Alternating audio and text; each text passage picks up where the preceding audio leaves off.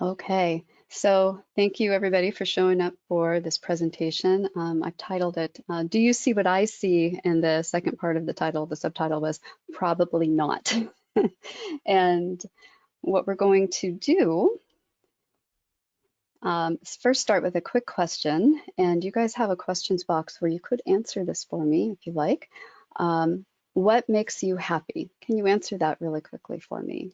I know it can be hard for some people, but that's also telling if it's hard to answer that. And I'll also rephrase it. What brings you joy? Can you answer it that way? And do you find that one version of the question is easier to answer than the other? All right, so go ahead and you can answer that now or at any time. And let's go ahead and get to the next. All right, the topics we're going to talk about today, I had so many, so I had to pick and choose. And we're going to talk about sensory processing sensitivity. It's also known as HSP, highly sensitive person. You might have heard of this one before. We're going to talk about aphantasia and hyperphantasia, face blindness, synesthesia, including misophonia and mirror touch synesthesia, internal monologue and soundtracks, and then this concept of the dimensionality of all of these things, ADHD, autism, and all of these topics, and then so many more. Here are the desired results of this presentation. My favorite reactions are, wait, that's a thing? People do that, or they can't do that? Or hold on, doesn't everybody do that? Isn't that how it is for everybody? And then my favorite of all, of course, is like, oh, that explains so many things. And that's when shifts in thinking happen and communication improves. I'm hoping that this will result in improved awareness and understanding of the specific traits that I'm going to cover as examples of this, but also an awareness that there's so many more traits that exist. And let's try to shift our lens a little bit when something is happening to say, oh, I wonder if this is one of those moments when it's a difference in perspective. I mean, maybe even quite literally, what are you able to perceive?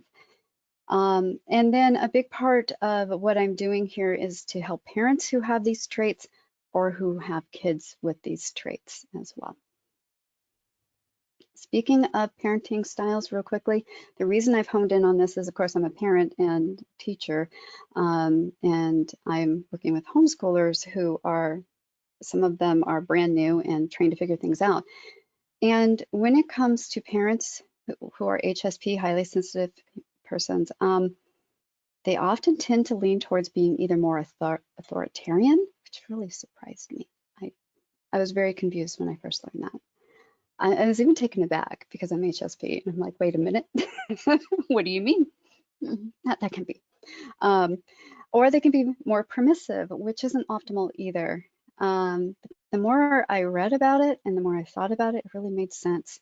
Because if you are highly sensitive, children are sources of great sensory stimulation, and you are also quite emotionally attached to them as well. And there's a lot going on. And so one tendency is to try to get some control over the situation, and to help yourself if you are dealing with overload. And the other is like, sure, go play a mile away. 2 miles is good. Yeah, you know, let me have a break. Or they're trying to, they have a tendency, they want to be controlling, but they don't want to do that. So they're trying to overcorrect as well. So lots of reasons, lots of variables. It depends on the individual, but it's really great to understand this, because then people can gain awareness of their own needs. And if they engage in their own self-care and their own personal development, this can more easily have lead to them having a more balanced, nurturing style of parenting. And this also models this for their children, and I think that's super important. Speaking of self-care, lots of water. So let's talk about what is a highly sensitive person. Quick description. It's also known as sensory processing sensitivity. So if you want to do the research on this, use those keywords. Takes in more, somebody who is HSP will take in more sensory details, especially anything new, like a new environment that you're walking into, a new situation.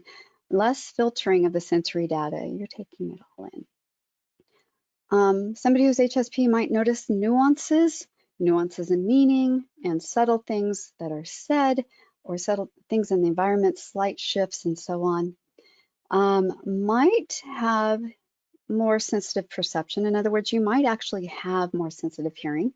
However, that's not necessary to be HSP, because even somebody with normal hearing or vision can be HSP. It's somewhere else in the brain that results in how the HSP responds, such as in misophonia, and we're going to talk about what misophonia is. I want to clarify the difference between being sensitive and shy or afraid. Language reflects our culture, and some cultures will say that somebody is highly aware. You have high awareness, or high levels of understanding, or, oh, you are just so reflective, versus others who would say, you're just too sensitive, or, oh, you must be shy. And these are different ways of framing the same thing. So let's reframe that a little bit. Let's say you're sensitive to the cold and you need a sweater. That doesn't mean you're afraid of the cold necessarily. It just means that you're sensitive to the cold.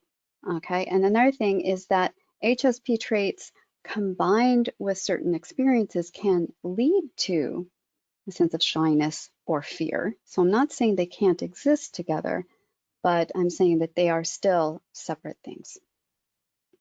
What it really is an arousal.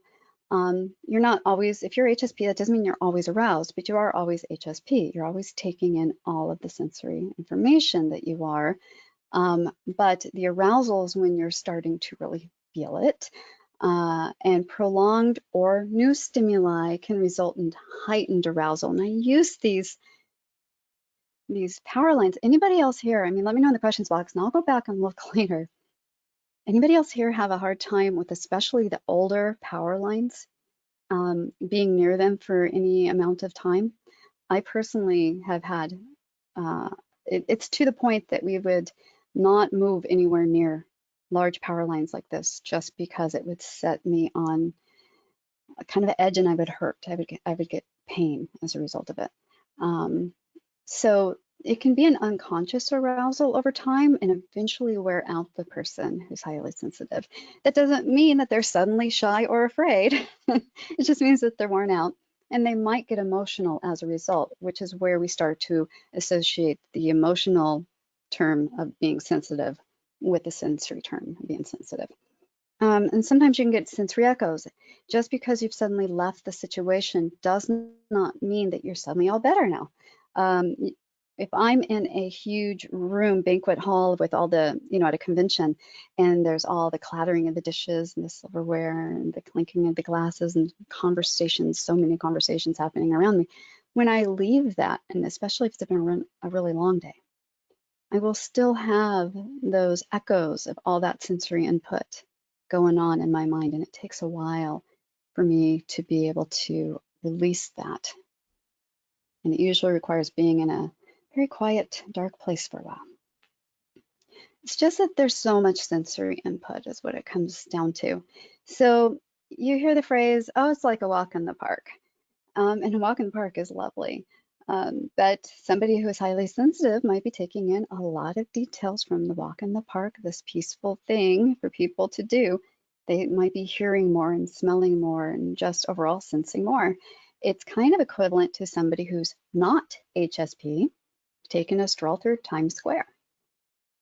Now, imagine what it must be like for somebody who's HSP to go to Times Square. I've got stories. All right, the dimensionality is the really cool part of all of this. In other words, people are complicated. So let's talk about some ways that these things all intersect. So increasingly, ADHD, autism, and sensory processing sensitivity, the research is asking if this is all the same thing, maybe. because sensory processing and reactivity impacts attention and behavior and health.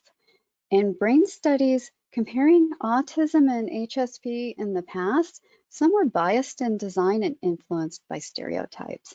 One example was looking at brain imaging of people who were identified officially as HSP and decided to look at some of the studies of people who were identified as autistic and look at the brain studies there. And they're like, oh, but there's only like a few, like 4 or something at the time for people who are HSP. And there were a lot of studies for in the realm of autism. So they're like, well, we need to just pick some of these, weed some of these out. And what they did is they decided to eliminate what they would call the milder cases of autism, and I'm pretty sure they use the words high functioning, right? And we can talk about that particular word, high functioning or high conformity, or worked really hard to get to that point. Okay, so, and I'm looking at this going, I think you just weeded out the studies that would have shown a similarity or similarities with HSP. Is this what I'm seeing? And I was kind of surprised by it to the point where I was getting imposter syndrome, like maybe I don't know how to read a research study here. Is this what I'm seeing? Well, then some other writings came out and said, you realize you might have had a biased approach. And so when we start to look at it more and more, we're starting to see, oh, these might be some of the same things, just different ways of grouping and categorizing people. If we stand back and look at this as, the whole dimension here, it gets really far more interesting. Another thing to keep in mind is mind blindness influences humans. We often see studies that talk about saying, well, people who are autistic have mind blindness towards people who are neurotypical. And a study actually decided to look at this by stepping back more, and they saw that, yeah, people tend to have mind blindness towards others who are not the same as them. Okay, they're not similar in these certain ways. That also means that people who are neurotypical have mind blindness towards people who are autistic.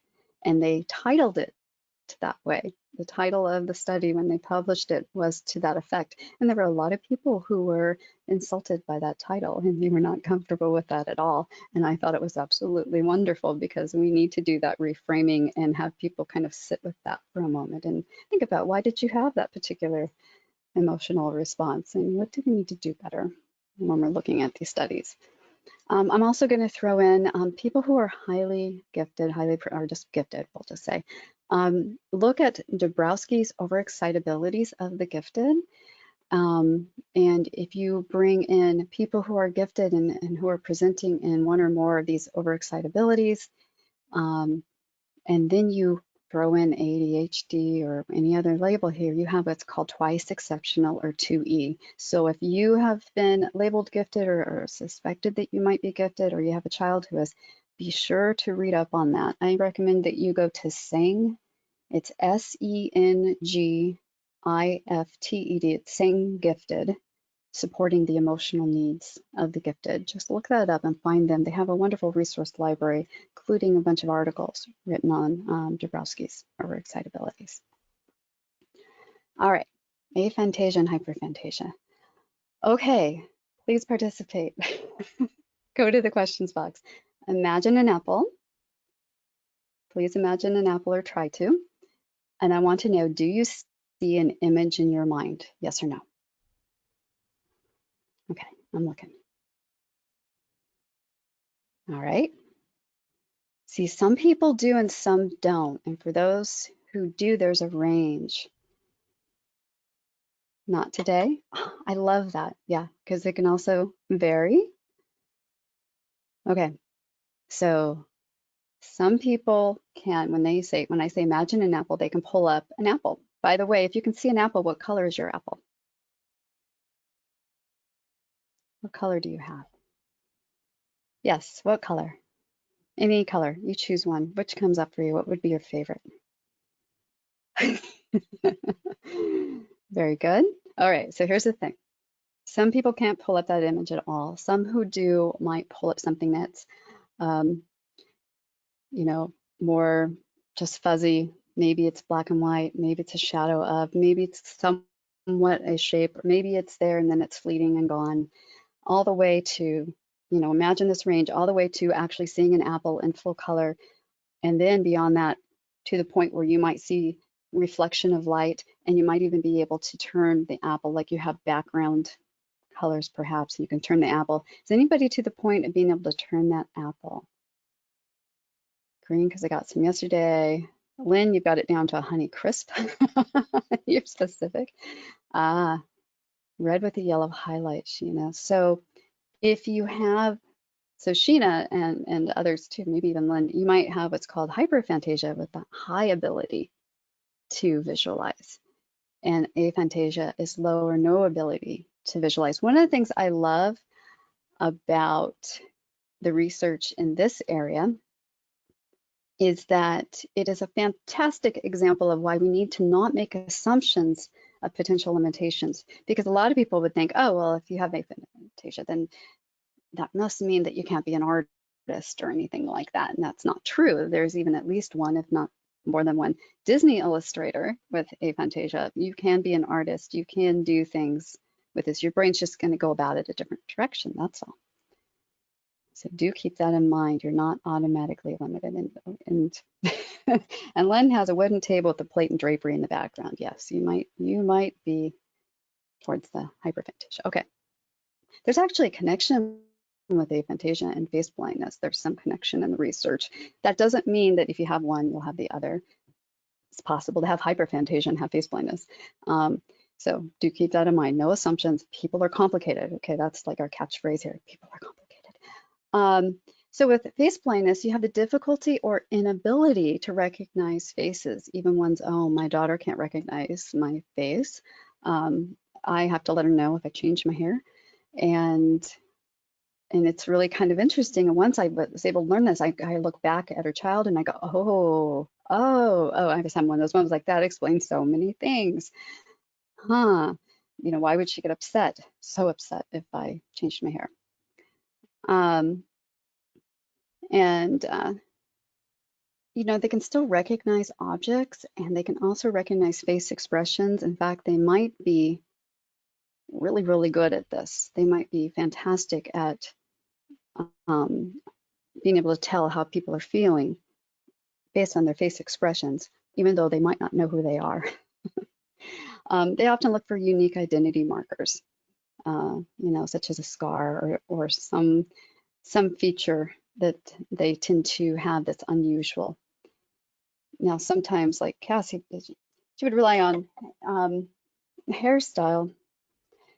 That doesn't do her much good if people are going to change their hair. All right, inner monologue and soundtrack. Okay, how many people here? Go ahead and let me know in the questions box.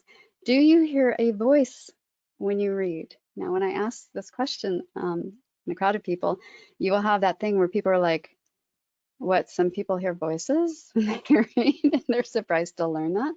And other people are like, of course I do.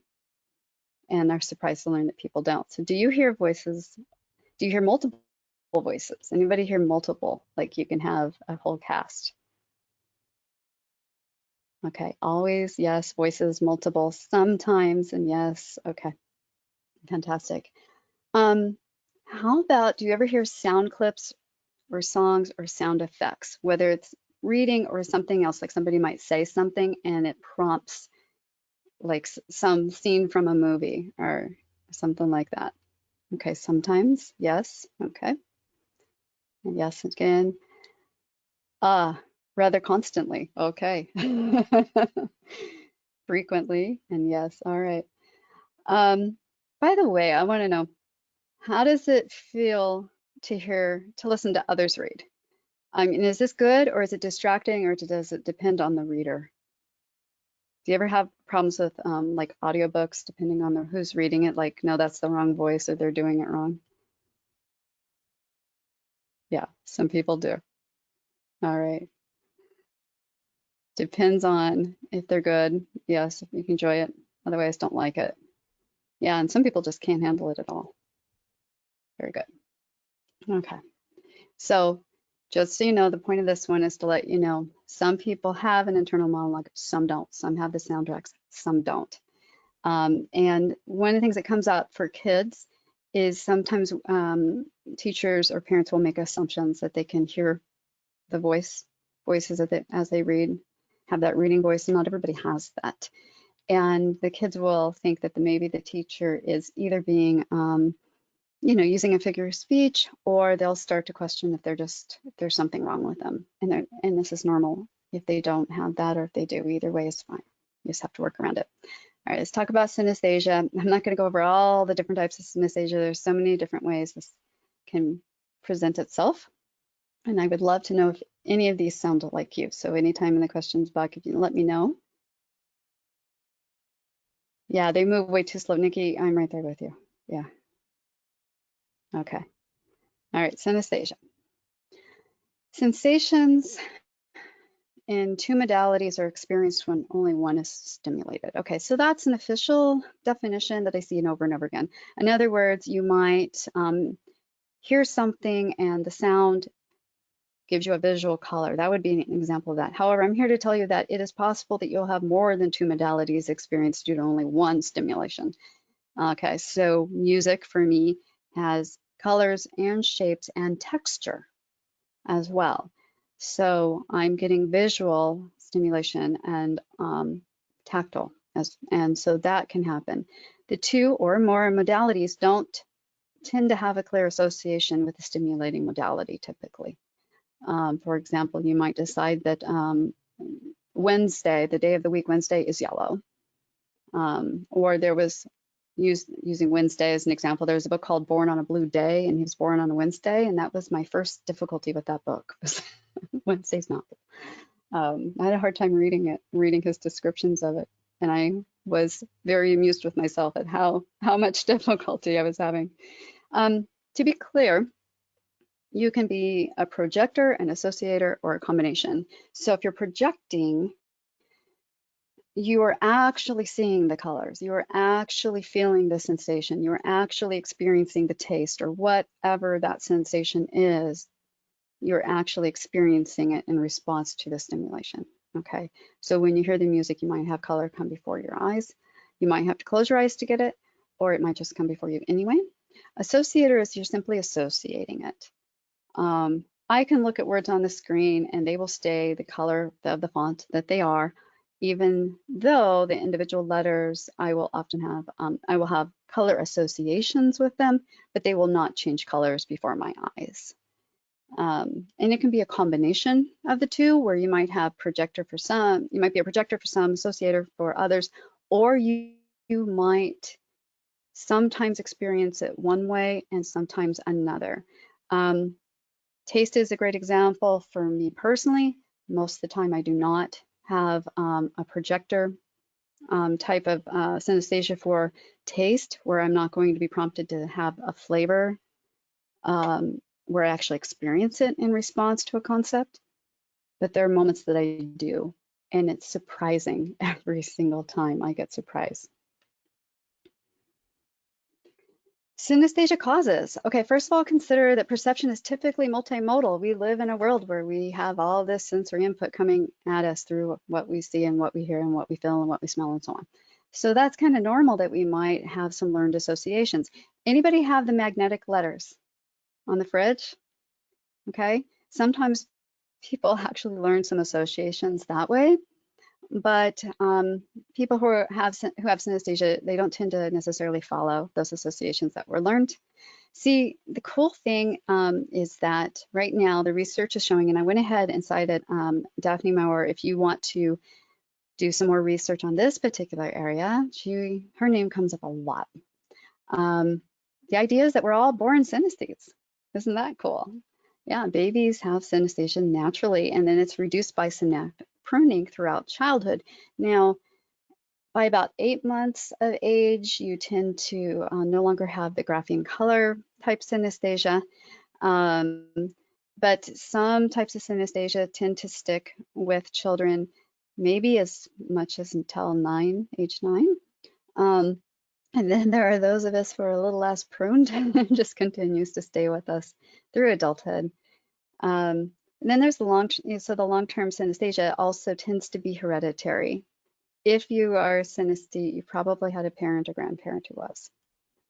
So let's talk about some real quick. Color graphing is where you're associating colors with numbers or letters or other things like that. I'll also, with words or for me also days of the week and months of the year.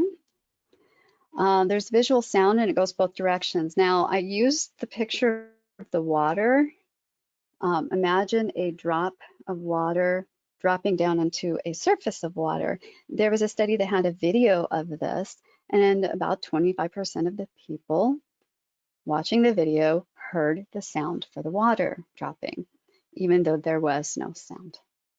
And so that particular form of synesthesia, filling in sound for what you're seeing, seems to be more common based on what we know so far. You know, we need more research on that, but I find that one interesting. The other direction would be the example I gave before of like if you hear something, then that stimulates visual cues, like it could be color, it could be shapes and such.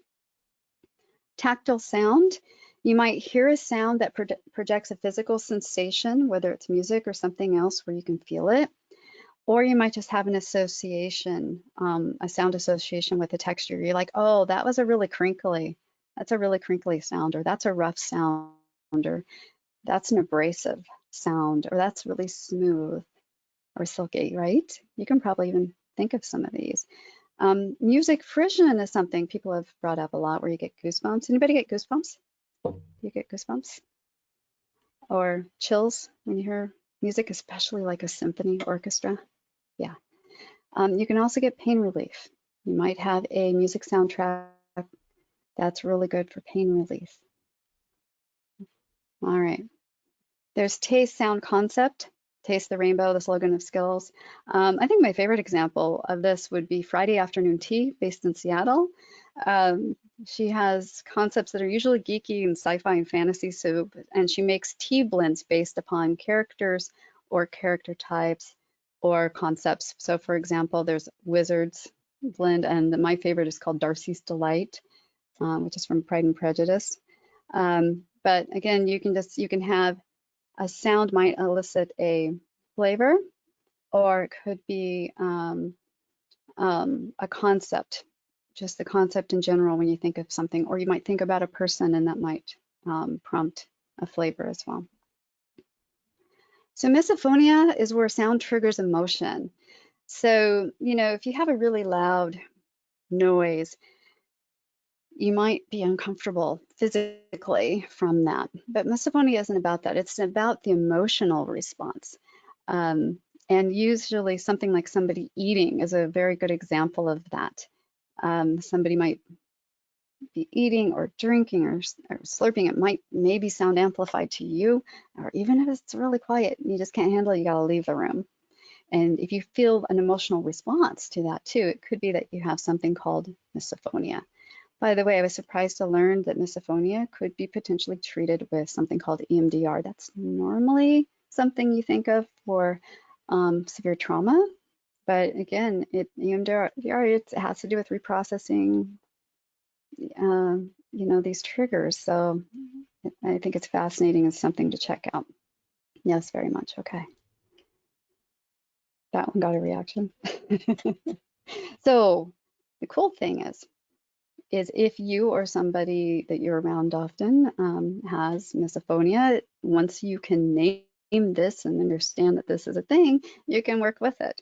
I remember Kevin and I were getting in the car, we're at a gas station, we were on a long road trip, and I said something about, hey, do you want to grab your noise canceling headphones? You know, I want to make sure you got this. He's like, no, I'm good. I'm like, I just got a bag of chips. He's like, I'm gonna grab my headphones. He went and grabbed them and got back into the front seat. And we're like, okay, because I really wanted to eat my chips. And that's how that was going to work. Personification is when you have objects or concepts, and objects could be your fingers, which have a personality or a gender. Your numbers, letters, days of the week, months of the year could have personality, your fingers, your hands, your toes. When I was a little girl, I was quite young, and looking at my fingers, and I was confused by my ring finger. on this hand. And I asked my grandmother, I'm like, is this a boy finger or a girl finger? And she looked at me strangely and she says, you're a girl. They're all girl fingers. And I'm like, I'm not going to ask grandma these questions anymore. I didn't have a term like androgynous or gender fluid. And so isn't that interesting? I had to figure that one out later. There's also sensing movement or presence without seeing. Now, if you do this thing where you close your eyes and you take your own arm and you put it in front of you, you might feel it. Now, if you do it really quickly, you might feel it because you're moving the air, but you might sense it, see it. Of course, I'm seeing it because of the lights, but even without that, even in the dark, you'll see something. It might be colorful, what you see, and feel it. And how many of you can feel it when somebody is standing next to you or behind you, even though there's no reason for you to feel them? I'm curious to see how many of you have that experience. And some people can, and some people can't. Me at times, yes. Oh, I did not know. That's the thing. Yes, very good. Very cool. I love seeing these responses. It makes me very happy. Okay.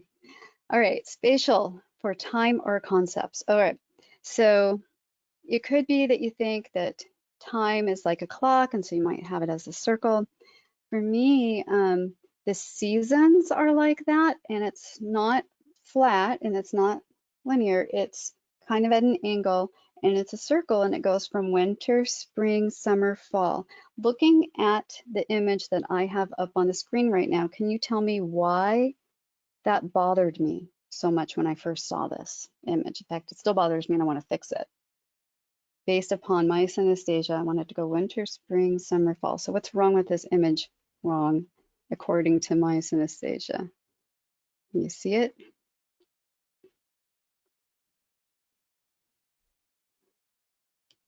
Ah, it's wrong colors for you. Yeah, it's not the colors that are bothering me. Yeah, you got it. It's out of order for me because it's zigzagging. It's going, you know, like winter, spring, summer, fall. It's doing a zigzag instead of the circle that my brain insists it needs to be in. Have you ever been dealing with ideas and concepts and you felt that they were kind of floating around you or they were located in relation to each other somehow, up, down, side by side, maybe behind you? You might also be processing this way if that is you. Okay, and I was looking to see if Sheena was one of those. Yes, I was wondering if you would experience that. Yeah, me too. It is a way of being able to say, okay, now I want these two things to come together and I will like reorganize the ideas around me. And then eventually I'll get to the point where I'll try to put it on flat paper so that I can actually share it with somebody else. Yeah. All right. Yes. Yes, people will try to figure out what I'm looking at. Yeah. Yeah, you come in, you're staring and you're looking at all the things. If you're like, what's wrong with you? You are not alone. All right. Auras, colors, textures. A lot of times you might have set colors, textures, or shapes for individuals. You might associate with them or you might actually see them. For me, most of the time it's association. I can pull up the picture in my mind and imagine it. But with Kevin, his is particularly interesting for me because I perceive light, a lot of light around him. Like he literally lights up a room for me. And to the point that we lived in this place before where the wiring was a little iffy. And when the teapot would turn off, it was done, suddenly the lights would go on brighter. And before I got used to that, I would turn expecting to see Kevin there. Because in my mind, that's what happened when Kevin walked in a room. And it can be consistent that you're seeing these colors or textures with somebody. You might not see it for everybody you know. It might take you a while to develop that. Or you might just see this when based on somebody's mood or how they're feeling. You might be taking in a lot of information and it's simply presenting it to you in this way. Then there's mirror touch synesthesia. and that's feeling a sensation upon seeing another touched or subjected to that sensation. And it might be a mirror reflection or flipped. And so if I am to touch my left shoulder, and I'm not sure how this projects at you guys on the camera, but I'm going to touch his left shoulder. It might actually then make you feel it on your left shoulder, or you might feel the mirror, in which case you would feel it on your right shoulder. And it can be literal or exact, or it can be emotional, empathic, but most of the time when we talk about mirror touch, we're actually feeling the sensation in some way in our body. We're feeling the emotion that we perceive somebody to have. We're feeling the illness, or we're feeling the tactile sensation as well. Just coming over to see. You have a pic of that. Yep. By the way, if you want to know where I'm getting these pictures, I tend to go to mostly Pixabay and also Unsplash. But then I had one that I actually went to the artist and said, may I please use this for this purpose? They said yes. Synesthesia, empathic abilities. Okay, so mirror touch empathy can be stronger when people are of the same race or political group. All right, that's important for us to know. That doesn't mean it's going to be that way exactly with everybody, but we do see a pattern. There's higher level facial expression reading, but not necessarily recognition. Okay, go back to the face blindness idea. There are ways, sometimes you're using synesthesia as ways to process multiple sensory input. So you might be picking up actually on somebody's micro expressions or their body language or their word choice or their scent without realizing you're picking up on all of that.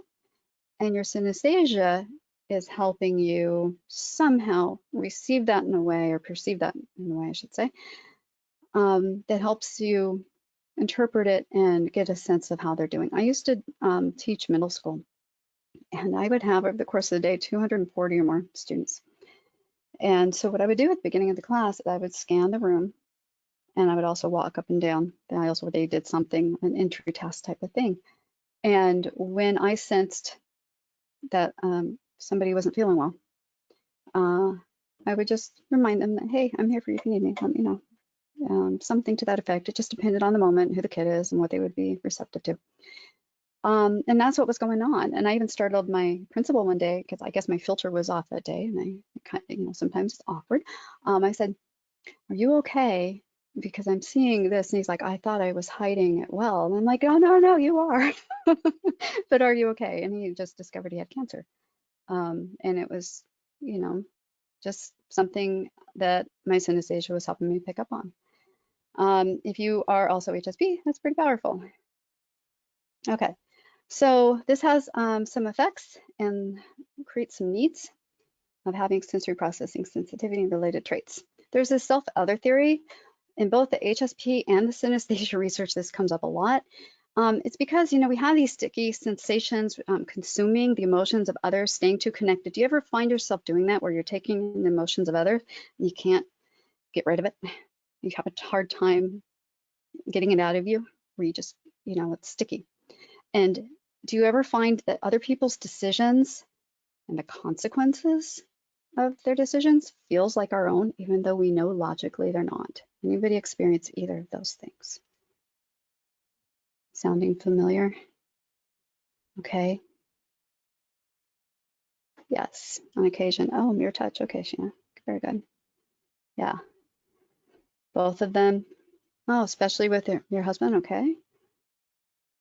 You have to do lots of work to separate. Yeah, me too. And I've gotten better at it. I finally developed some strategies.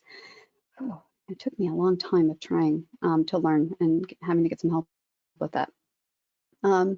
So what happens is, if we're experiencing what other people are feeling or doing and thinking that their consequences are our own, this kind of messes with us and our sense of responsibility. We can feel responsible for the things that they're doing and responsible for their feelings, their emotions. And when we try to say, okay, I'm not responsible for somebody else's happiness, sometimes we feel kind of bad when we say that, because we're taught otherwise, right? So I'm not saying that somebody isn't responsible if they have done harm to somebody else, if they have caused harm and done damage and been abusive or something like that, and the other person's sad. I'm not talking about that situation, but I'm talking about, in most cases in everyday life, we actually can't be responsible for somebody else's happiness because it's not actually in our power.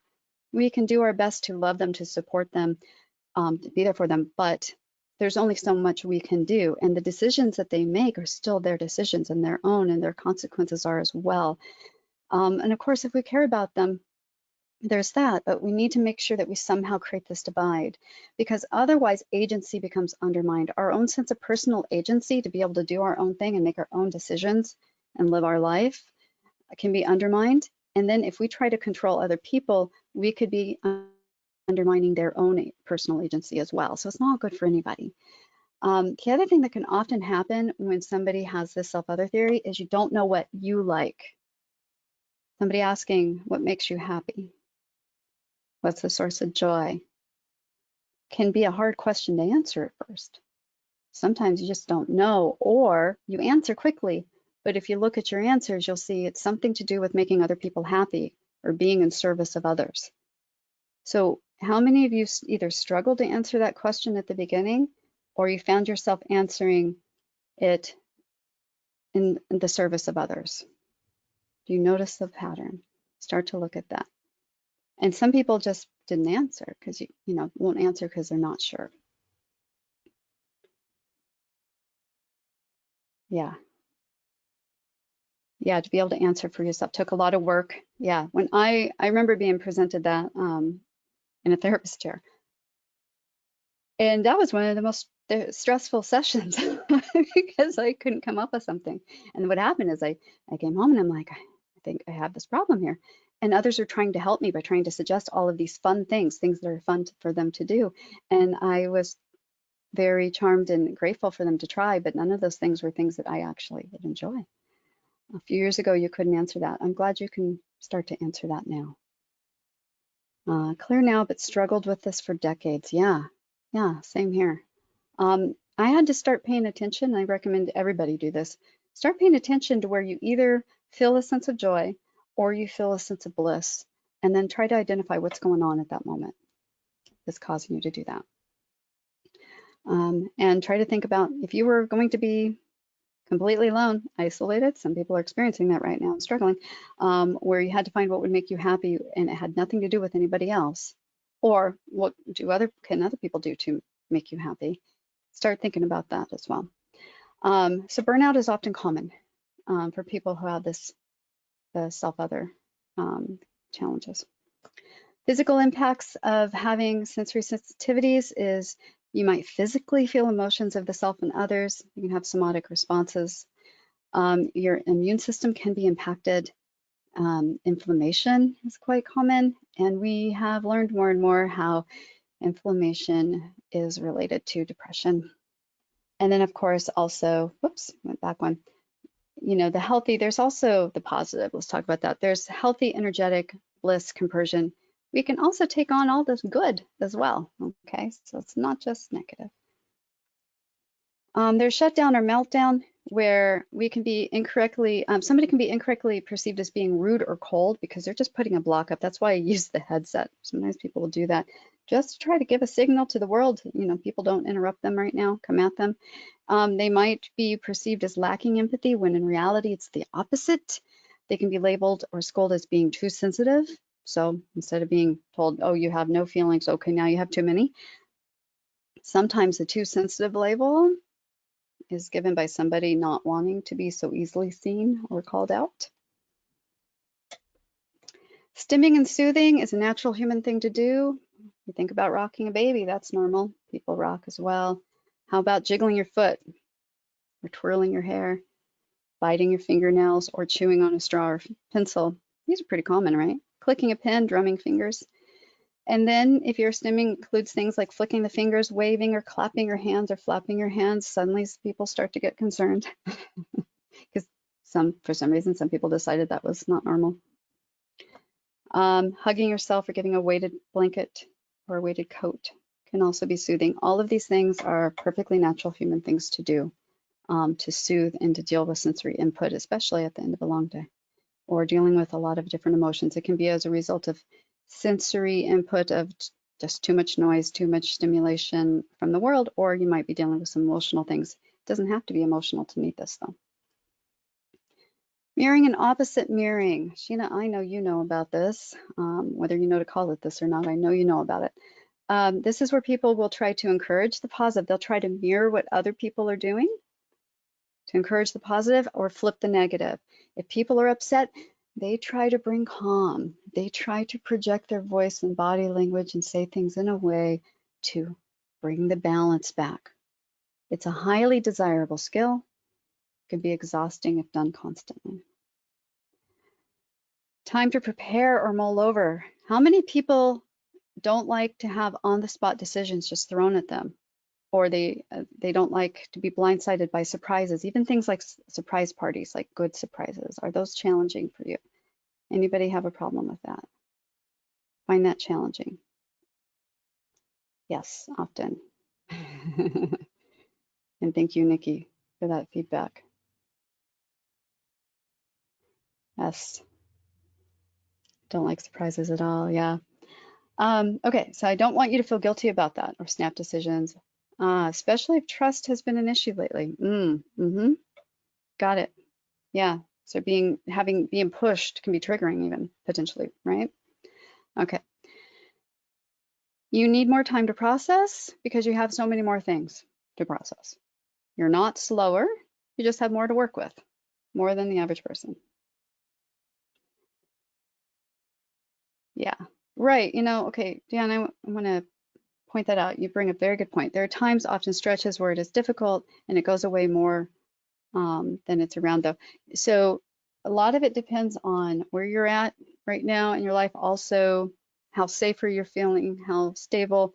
Also, is it really a surprise? Is this a new on-the-spot decision, on-the-spot question? There are certain questions, categories of questions you can throw at me and I can answer them like that because I've already answered the same question literally hundreds of times before, especially in my fields, the field of education. I've been doing this a while. And so I already have some ideas, and homeschooling especially. I've got a lot of ideas and answers and ways I can respond. And so, it might just depend, but it is okay if you need to take the time, and that's what you do, is you just communicate to say, hey, I need more time for that. All right, so I'm going to give you some ways to learn more because, again, I just was going to go over some of these. There's so many more. So if you want to learn more about highly sensitive, The Highly Sensitive Person by Elaine Aron is a very easy read. There's also Oxford handbooks, which are amazing handbooks, but they're more academic, kind of like reading research articles, but not quite. They are really interesting, though. They have handbooks in synesthesia and face blindness and other things. There's a little booklet that's now out called aphantasia. I'll find out if I'm pronouncing that correctly one way or the other, by Kendall and Zeman. Also, if you're experiencing physical effects of whether it's trauma or just the sensory input all the time, The Body Keeps the Score is one of the most highly recommended books, and it's by Bessel van der Kolk. And then if you or your child or somebody you care about is gifted, and you wanted to learn more about those overexcitabilities and living with those overexcitabilities, Living with Intensity by Daniels and Pachowski would be great for you to look at. For further exploration beyond reading, I recommend the movie Temple Grandin. It's a movie from HBO, and it's also available on Amazon Prime. I think they did a really good job. Temple seems to be very happy with it when I spoke with her about it. And so I quickly recommend that one. Even if you just get through some of the scenes about the sensory input and then what she did to self-soothe and how did her mind process information, absolutely fascinating, and I loved it. And the actress did a fantastic job of actually portraying Temple. If you go to hsperson.com, you can take the highly sensitive test to see how you score on that, or you can have other people do that. It's kind of fun to have these surveys like this just as conversation starters. Keep in mind that anytime you have a survey, they're going to be limited to the items they included on the survey, okay? I wanted to remind you that research terms sensory processing sensitivity is going to get you farther than HSP or highly sensitive person if you're actually going into the research. And then you compare it with another trait such as sensory processing sensitivity, ADHD. Will then get you a bunch of research about ADHD and sensory processing sensitivity. And then, of course, the reason you guys are helping me here today with doing this is we're creating a sensory world class. It is going to be available. It's set to be available end of September 2020. It's going to be available most likely sooner than that. Could be early September or maybe late August. It's part of the Parent Empowerment Project at openpatheducation.com. I'll give you guys an update on that once I turn off the recording. It provides more details about the topics that were covered here, plus additional sensory topics that were not covered here. And it includes shaking off the bias and the stereotypes to reframe and understand all of this better. And very, very important, it goes more into also exploring strategies for healing and designing someone's life to be healthy and happy and balanced. And the last thing I want to do is make sure you have contact information. If you just have general information about the Parent Empowerment Project or the class, or want to be notified when the class is ready, you can just send an email to contact us at openpatheducation.com, or if you want to email me personally, feel free to do so at tksky@openpatheducation.com. And then classes and future presentations and conversations that are going to happen. Cass is going to do one on survival skills of ADHD. I can tell you right now, she shared some of this with me, and I'm already applying it to redesigning parts of our home reorganizing, and it's already made a huge difference. And Kevin's applied it as well, and it's made a huge difference for him in his life. So I'm excited about the research she's doing in that class, and she'll give a public presentation to share a lot of the information that she has gathered. And of course, this will be all listed at openpatheducation.com. And we're just now beginning to get that new events page up for that. Okay, so before I turn off the recording, I'm going to see if there's any questions. Are there any other questions that I should answer? I think we covered most of the questions and interactions along the way. I'm getting all these, yay, excited. I'm excited too. I'm so excited. I think this class is needed, very needed. Okay, all right, just lots of excitement. I'm excited for excitement.